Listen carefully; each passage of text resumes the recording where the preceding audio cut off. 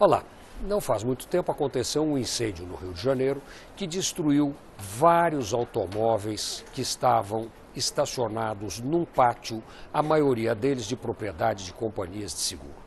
Será que existe seguro para esse risco? Existe. Existir, existe. Muito embora as companhias de seguros não gostem de dar cobertura para incêndio, para bens, para objetos deixados ou armazenados ao ar livre.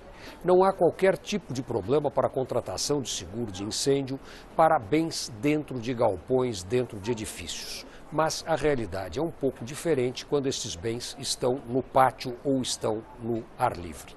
Evidentemente, como se trata de bens de propriedade de uma seguradora ou de várias seguradoras, elas darão a cobertura necessária se for o caso.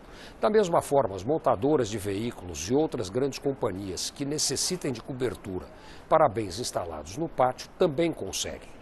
Quem não consegue são as pequenas empresas. Estas têm dificuldades muito sérias para conseguir seguro para bens ao ar livre.